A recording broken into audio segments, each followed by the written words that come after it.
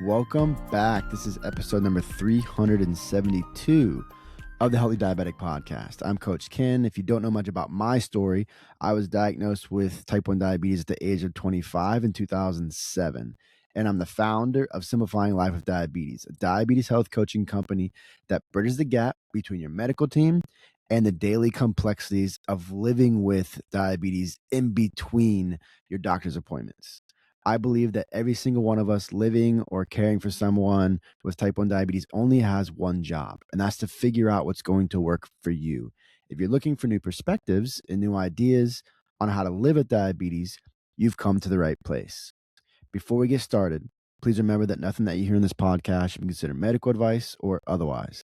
Please always consult your medical team before making any changes to your diabetes management. Okay, I said this was episode number 372, which I think is pretty impressive for our show. And it's because of all of you listening right now. We've gotten to 372. We're just going to keep on rolling with this. But the other really cool thing about today's episode is this is the first episode in a brand new, I want to call it a series. Who knows how long this series is going to be? It might be another 100 episodes worth of information. I have no idea. But I'm calling this series Diabetes Confessions because there's a lot of things that I feel like I talk about and I put out this persona. I feel like that I've put out this persona that I'm like this perfect diabetic, and I'm 100% not a perfect diabetic. And there's a lot of things that I have done, I want to say, wrong in my management, but also things that I'm not proud of, that I 100% would tell a client or someone that's working with me in a private setting or in a group setting, whatever it might be. I would tell this person not to do X. And I have probably done X.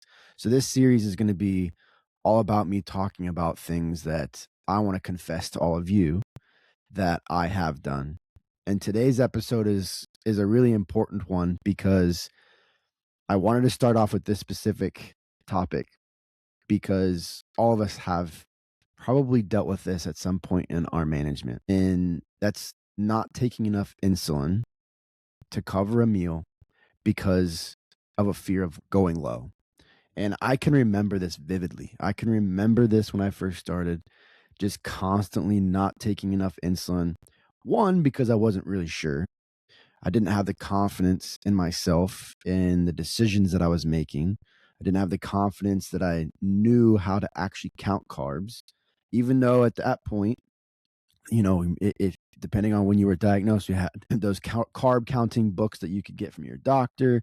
There was all kinds of different things that you could purchase or buy that just gave you a list of, like, you know, you were going to McDonald's. Here's what a burger, how much carbs that a burger would have, or fries, or you go to Arby's, or you go to, wherever. They had all these different restaurants in this booklet. And I would look at that booklet and I'm like, man, that's a lot of insulin. And then I wouldn't take all of it. And then I wonder 2 hours later why I'm still at 250, almost 300. So this is I feel like this is a big problem for us. And my confession today is that I did this all the freaking time. And I feel like it was mostly because I wasn't confident in the decisions that I was making. I didn't have an actual system, an actual plan on, if I'm going to look at a plate of food, have I eaten this food before? And what was the result? How much insulin did I take? Because some people dose like that. Some people don't actually, like, 100% with complete accuracy count their carbs. And I'll tell you what, here's another diabetes confession on a different episode. We're going to talk about this later too. I don't necessarily do that either. I don't 100% count carbs. I don't look it up 100% on an app. I don't look it up 100% looking at food labels and make sure that it's down to the T. And one of the reasons I don't do that is because of eating specific foods so many times and either having success or failing. Okay, that's a snippet of another episode. But let's get back to lows. Not taking insulin because of lows. It is I believe 100%, maybe 95%, based off of your confidence and the trust that you have in the decision that you're making. We just talked a lot and I think it was 2 episodes ago, of the importance of trust and how you are dealing with this condition. When I say to you guys that everything in my management evolved so fast when I was able to trust in the decisions that I was making, and not just being able to look at something and say, okay, it's that many carbs and I need that much insulin. There's that many carbs, that much protein, that much fat and fiber. This is how much insulin I need, or whatever it might be. What's not just that, it's also looking at that or counting the carbs and saying, this is how much insulin I need, and believing that. But then on the flip side, maybe it didn't work. Maybe I'm more insulin resistant for some reason right now, and I actually needed more. Maybe I miscalculated and I might need more, and I might have needed more. So the decision didn't turn out the way I wanted to. And here's where the trust and the belief that you are on the right track and the belief that you can do this 100% all the time comes into play. Even though that decision didn't go the way I wanted it to, it doesn't affect my day to day. I'm not pissed off about it. I'm not irritated about it. I'm like, oh crap, yeah. Maybe I miscalculated. Maybe I missed some other factor or some other variable that wasn't in front of me or I didn't think about. That right there, not being irritated about it, not beating yourself up about it. That's what I believe is having real trust, not just in blood sugars, but stability in the way you think and feel and deal with this condition. Because I promise you, I've lived it. I've lived it for so long. The distrust, just the irritation, this is a chore. I feel so alone. I've dealt with all of it. And the only way I got past all of it, was to start believing and trusting in the decisions, even if they didn't go the right way. Now, here's the coach in me coming out to you. There is a difference between you saying that you trust your decision and not getting really irritated or fed up or pissed off about the decision when it didn't go the way you wanted to. There's a difference between that and using specific words that bring you down. What do I mean by that? Well, let me give you a couple examples. Man, I'm a dummy. I should have taken more insulin. I had these other factors in play, so I definitely should have taken more insulin. Dang it. All right, well, next time. That's different than this. Well, I'm a dumbass. Yeah, now I'm going to have to be fighting with this roller coaster for the next 2 or 3 hours because I didn't take enough insulin. I should have taken more insulin here. Why am I constantly doing this to myself? Gosh, it's so ridiculous. Those are two different mindsets. They're two different frames. Maybe you beat yourself up about it for a hot second. Maybe you don't. Regardless, it's just a hot second. And then you move on. When I heard about the 180, I'm sure you've heard about this before, the 180 some decisions that we're supposed to be making every single day, or that on an average, I don't even know if it's an average, 180 decisions that a type 1 diabetic is making every single day. The 180 decisions gave me so much anxiety when I first heard about this. And I'm going to preface this. I heard about this maybe 3 or 4 years ago, maybe. And I've been a diabetic for 18 years, almost 19. And this gave me massive anxiety 3 or 4 years ago. I was just starting my coaching career in diabetes, like really getting into coaching and helping people. And I heard this and I'm like, there's no way. Am I doing something wrong? There's no way I make 180 plus diabetes decisions a day. There's no way. There's no freaking way. So I tested it. And really, on an average, because that's what we're looking at, there's going to be times where, like, I don't travel every single week, and I'm not on a plane every single week. I'm not driving 4, 5, 6, 7, 8 hours every single week. On an average, the days that I am in my normal routine, I only make between 25 and maybe 35 on the high end actual diabetes decisions. That's including what is my blood sugar, looking at my CGM, what is my blood sugar.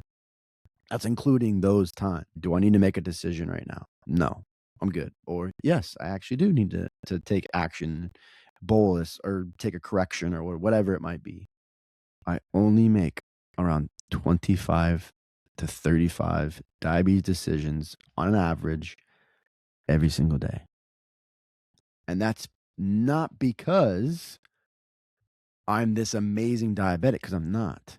My last A1C, again, this is diabetes confessions. My last A1C was 6.4. The time before that, it was 6.2. The time before that, it was 6.1. So there was something that's happened over the past 3 or 4 months that has increased my A1C. And it's because of irregularities in CGM numbers. So not dosing the way I think I should be dosing, because the CGM says one thing and I'm really something else, whether it's higher or lower. And I'm not making decisions appropriately because of that. And sometimes, because it doesn't always happen, it takes me a couple days to figure this out. So now for 2 or 3 days, I'm like sitting at 100, 200 instead of 120, 130 that I want to, because the CGM says I'm at over 200, but I'm actually at 130, 140, maybe 150, right? I mean, I've had that kind of discrepancies in the numbers. So like having to deal with that mentally too is a challenge. But the difference is how do you bounce back from all these things? And the mental piece of dealing with this condition is I've seen it time and time again with myself and the people that I work with, time and time again, that once that becomes an alignment, it's not going to be perfect all the time. We're not looking for perfection, because that is not realistic and it's not sustainable. Things are not always going to happen the way you always want them. They're just not. But I've seen it time and time again. When I can get someone to trust in their decisions wholeheartedly, with no issues, with no problems, regardless of the outcome of the decision, everything changes. Confidence increases, the trust and belief in that you can have really, really good, stable numbers. And what do I mean about really good, stable numbers? My definition of really good, stable numbers is completely different to our doctors. 100% completely different. Good, stable numbers for me is like as close to my target as possible, because there's a difference between target and target range. Target range, obviously, is our 65 to 180 or whatever it is, 70s for some people to 180. Mine is actually 65 to 150. That's my target range. I'm not talking about that, because I could be, if your target range is 70 to 180, which is standard, you could be 170 all the time and your A1C is going to be at like close to 7. If you're 170 all the time, that's completely different than being at 100 all the time, which is where my target is. So every decision that I make is to get me back down to 100 or get me to 100, whether I'm low or high. And that's how I make all my decisions. I don't make my decisions based off of what my CGM number says and how much carbohydrates I'm consuming. That's a part of the decision, but the ultimate decision is to get back down to 100, which is what I want to be at. If I had a magic ball, if I could like say this is what my number I want to be all the freaking time, it would be 100.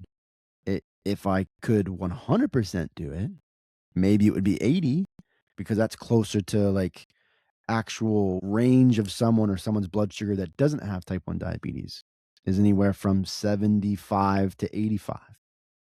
90, you're creeping a little bit too high on an average. So, but 100 for me mentally, that's doable. Now, am I ever 100 all the time? No. God, no. No, no, no, no, no. But the decisions are to get me down to 100. As an example, my average last night was probably around 120. I was fluctuating between 100 and 120. I woke up this morning at 113, which if my blood sugar is between 100 and 120 when I wake up, I know I'm going to have a fabulous day. As long as I know I didn't have a bunch of spikes last night, which last night I didn't. These are the things that we figure out, that we pull from the data from a CGM. Hopefully you're not using a glucose meter, because you're going to get way more data from a CGM, I believe. But these are the things that we're trying to look at. Where can we take a step into our management and make a better decision or make a different decision, whether it's with food, whether it's with sleep, whether it's with exercise, whatever it is. And when we going back to what the title of this confession is, not taking enough insulin because of fear, think about the tools that you have in your arsenal. I talk about this all the time with the clients that I have that have this specific fear. The number one problem, there's two problems in this scenario. And if you experience, or if you're having challenges or suffering from fear of taking insulin because of lows, typically, not every time, but typically it's because someone has had a very traumatic experience with lows. So we talk about the two different type of lows in that scenario. That's the first thing that we talk about. And sometimes that can pull someone out of that fear and start allowing them to trust at least the dosage. Maybe not the 100% trust the decision, but at least start trusting that they need to at least take the amount of insulin that their pump or the calculations say they need to take for the carbs that they're consuming. Right? So they do two different types of lows. There are two types of lows, I believe. There's not just lows, because lows can be completely different based off of symptoms. And how you treat that low could be totally different based off of symptoms. So what do I mean by that? So if you haven't heard me talk about this, this is going to be new for you. Maybe you have heard me talk about this. We have two different lows. So we've got severe lows and we just have lows. Severe lows are all based off of, both of these are based off of what your symptoms are. And your number of your severe low versus your just regular low are going to be different than everyone else's because of your symptoms, because the symptoms matter. So how I define a severe low is debilitating. Maybe not debilitating where I'm passing out, but debilitating where it's like, man, I can't think straight right now. I've got the crazy shakes. I'm sweating. Like I'm having a very challenging time just being present in what I'm doing. I got brain fog, whatever it might be. That might be a severe low. Something that you potentially will need someone else's support to help you bring up your low. Maybe you've got a service animal, a service dog, and they're bringing you treats because you can't physically get up, or you're having a very challenging time. That's a severe low. Those types of lows, I believe, because it happened to me, are the lows that have happened, whether it's once or multiple times in our management or in our journey with this condition, that has put this barrier around us taking insulin. Because for some reason, when I take 5 units, I go low. This is how I've been with clients like this. No matter how much they're eating, maybe they even might need 7 units, but that 5 units is a barrier. They cannot take more than that because they have this severe fear of low. It comes from those traumatic times of going low, or it might come from something else. Maybe they saw a family member go really, really low one time and have a hard time. Maybe their doctor is in their ear saying, if you go too low, you might die. Or if you go too low, you might, pass out. No one wants to do that. No one wants to die from a low. It's freaking crazy. But the difference is understanding where your number is. Okay. So for me, a severe low would be anything under 50. Sometimes even has to be 45 because I'm hypoglycemic unaware. Right. So I don't really feel lows, and I don't know if I've ever really in 18 years really felt symptoms for a high. When I was diagnosed, I was 450 and I felt like I could go run a marathon. So like the symptoms that we're having mean everything. And when you should be like trying to take action. And obviously for me, I want to take action before I get to those symptoms, before that happens. Which is why the CGMs, and God, I say it, the alarms are very helpful, because they can help us be proactive and not getting to that really severe low. Okay. So that's severe lows. And we have the other aspect of this. We've got just lows. Lows are going to happen, people. I want to tell you, right? The minute you start saying to yourself, I don't want to go low, so I'm going to keep myself higher, is a recipe, I believe, for distrust, burden, and potential diabetes burnout mentally, because you're constantly going to be fluctuating all over the place. I've seen it happen, and I don't want you in that space. So being able to define what your low might be when you need to, start being proactive and take action on bringing yourself back up. Symptoms, how I kind of define a low is I'm just low. Maybe I have a little bit of symptoms, but it's not debilitating. I can walk my happy butt to the fridge, get my juice, get my, candy, get my whatever my low treatment is. I can walk, get it, sit down for a second, it's going to come right back up. Right? They're not comfortable, no 100%. They're not comfortable, and I don't want you to go low, but to say to ourselves that we're never ever going to go low again is not realistic. When you have a plan and when you understand what your number, what your duration or your number is, right? So again, for me, severe low is under 50, maybe even 45. So an actual low for me is going to be like 65 to probably 85. That's going to be probably 80, because if it's at 85 and it's coming back down, I know I'm going to need to take action. If it's under 80, if it's under 75, like I'm probably having a little bit of a symptoms, but not really that much, because I don't really feel lows. I promise. Like this whole thing of not fearing lows is kind of cool, but it also sucks. The reason I say that is because I don't really have severe lows, because I mean I've literally been 34 before, felt it, didn't feel great, but I easily was able to walk to the fridge and grab some food. It was not challenging, it was not difficult. I haven't been that low in a long time, and I don't ever really go that low. I haven't had a lot of situations where I was that low, but I have had a couple that were challenging and scary, but I was able to deal with them myself. Other people don't have that same thought process, or they have that same ability. So it's important to understand what your numbers are so you can be proactive if you see that down arrow, and be highly in tuned with the symptoms. So you got your severe low, be debilitating. You got your lows, they're not debilitating, might not still feel great, but you can still take care of it. Now, what I want you to do is I want you to ask yourself, how many of those severe debilitating lows have you had? And if the answer is a lot, I'm not even going to throw numbers out there, but if you think the answer is a lot, okay, for me, it's probably been, I don't know, severe lows that were debilitating, very challenging to deal with, probably 5 or 6, definitely less than 10 in 18 years. And that's not because I'm amazing diabetic. That's just because of not feeling the low. I've been under that 45 before, where the CGM says it is, and then you do a manual finger prick, and yes, it's correct. I've been that low, but I haven't felt it. So the mental load of that isn't the same for me, because I don't feel them. So for me, in a session, in a coaching session, for me, like, once we understand that those perspectives, those two perspectives, it makes things a lot easier to deal with. Because most people will come back when I ask them that question, how many of those severe lows have you had in the past 30 days? So many people will say 0.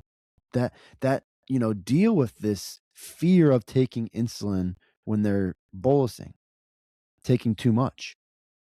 And they haven't had one of those situations in 30 days, 60 days, sometimes even 90 days, sometimes even years. But they still have that mental block in their brain that's telling them, this is too much insulin, you are going to go low. So when we can put in place these strategies on how to deal with this and always be prepared, right? There should never be a situation, whether you're leaving the house, whether you're going out with friends, whether you're a kid, you're going to school, or you're going out to a restaurant, there should never, ever, ever, let me say it one more time, never be a time where you don't have low treatment on you, regardless of what type it is. Because if it's debilitating, severe low, you need to have something that's going to work really freaking fast to bring you back up. If you're on just a low, for me personally, I like fruit. because not only is the low important for me to bring up, but also the health of my body, the health of my system, the health of my being is important to me.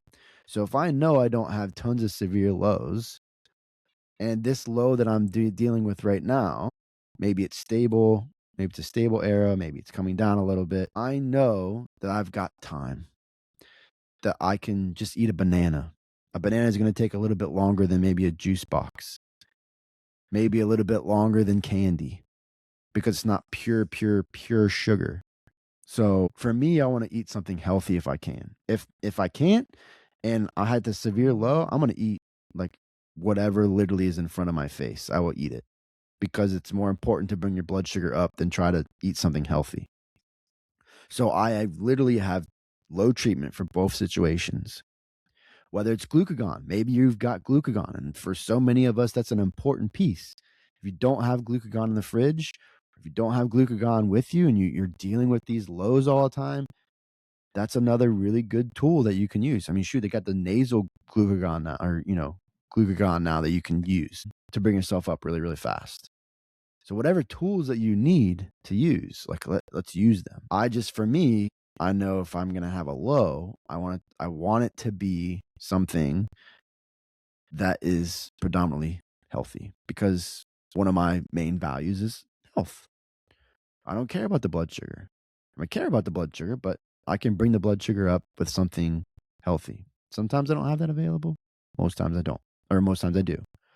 So that's an important piece, making sure that you're always, always, always having low treatment, especially if you're experimenting with different things, right? You're experimenting with basal rates. You're experimenting with your insulin to carb ratio. You're experimenting with exercise and having insulin on board or not having insulin on board. Like whatever you're experimenting with, making sure that you always have low treatment 100% is important. Because I've been in that situation too, where I'm like, shoot, I'm going low. I'm experimenting with this, exercise, whatever it is. And shoot, I don't need low treatment. This is not good. Okay, what am I going to do? I remember, this is actually a funny story. I remember I was training. I was at Lifetime Fitness at the time. And I had this evening client. I think it was just a 5:30 to 6:30 client. Super busy in the gym. I mean, really busy. And I start going low. And I'm like, we're talking severe low symptoms. I'm like shaking. I'm freaking out. I'm like, and I'm telling my client, like, we're like in the middle of our session. And I'm like, I'm so sorry. I got to go take care of this. He's like, go. I had to run, grab my wallet, run all the way downstairs to the cafe, get like a smoothie, a bar, or something that I could just like smack down real quick to bring my blood sugar up. And it literally took like 45 minutes to come up. I mean, it was probably 20 minutes out of the severe low, but that was a scary situation out in public, but I dealt with it. I brought it up and I'm like, well, I'm never going to do that again. And now I always have low treatment with me. Always. Never, ever, ever am I leaving the house without something to eat or drink. Never. It is like one of my biggest things. So the last piece I want to leave you with this kind of confession, because again, I've done this before. Not taking enough insulin for meals because of the fear of lows. Whatever that number is for you, I want you to go back and ask yourself, when's the last time that you had a very real bad low that you couldn't take care of? And then I want you to ask yourself, how many lows have you had in the past 30 days? Actual lows that, again, not debilitating, but you had to take action on. If it's a lot, here's my suggestion to you. We need to reflect on the decision that we're making. Maybe it's an insulin to carb ratio problem. Maybe you're taking too much insulin. Maybe you have too much insulin on board. Maybe you've got insulin on board and then you go exercise and you don't really know how to navigate exercise. You don't know all the rules of exercise with insulin, whatever it might be. We need to figure this piece out, because there's no reason that you should constantly go low and feel low all the time. It's going to happen sometimes. But if it's happening all the time, it's most likely an issue with correction factor, insulin to carb ratio, or basal. It's most likely. Or you're just not counting your carbs and guessing when you eat something and you're just taking way too much insulin. That might be it too. So I really want you to reflect on the decisions that you're making. If you're just winging it and taking insulin, maybe you need to take a step back and go back to actually trying to count the carbs and be as close as possible. That's the first step. And then the next step is to learn all the factors, because again, if I'm just taking carbs, even if it's exact, right? I've looked at a food label and it says exactly this bar, this protein bar, this drink, whatever it is, it's 40 grams. Okay, cool. My insulin to carb ratio is 1 to 10. All right, cool. 40 grams. I'm just going to take 4 units. Cool. But that might not be enough, or it might be too much. So these things matter. But right now, all I want you to deal with is I need to take insulin, enough insulin for what I'm actually consuming, unless you know all the other factors that are in play. Okay. Diabetes confessions. I'm going to have a lot of fun with this series, just talking about stuff that I normally talk about, but maybe you guys think that I've never done these things before, because this is a big one. I've dealt with a fear of taking insulin before for a long, long time when I first started.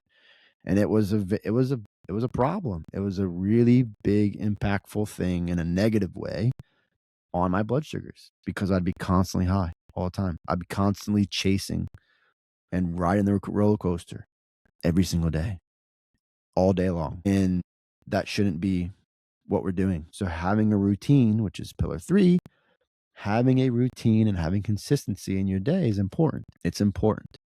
Having consistency on how you're actually going to dose for insulin is important. Are you someone who likes to be pretty darn accurate and count all the carbs? Maybe take a picture.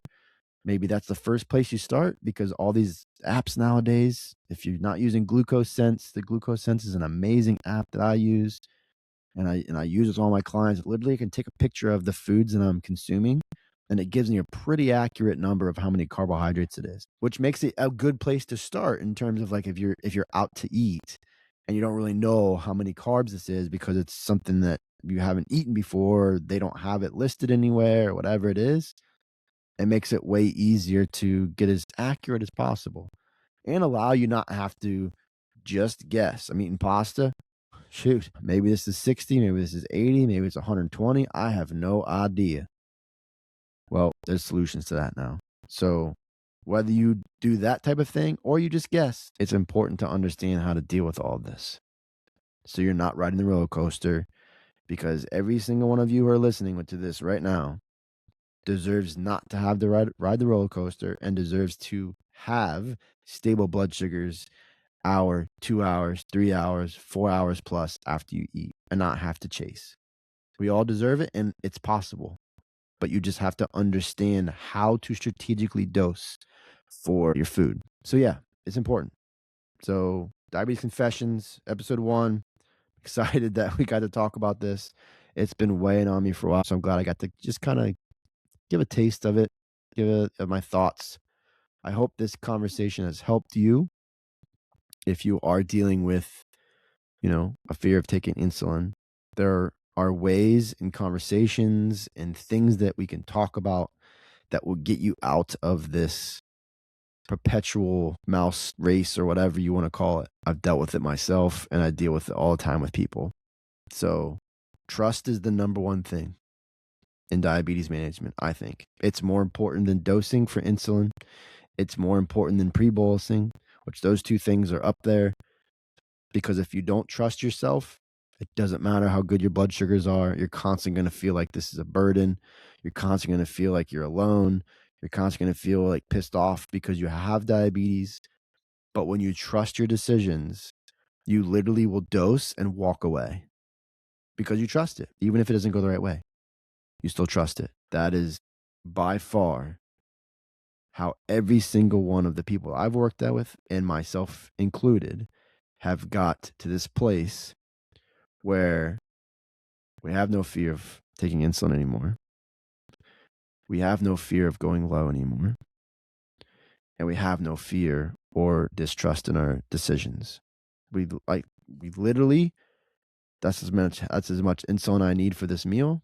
Cool. I'm going to take that much insulin and I'm going to walk away. And now I can live the rest of my life, going back to my life.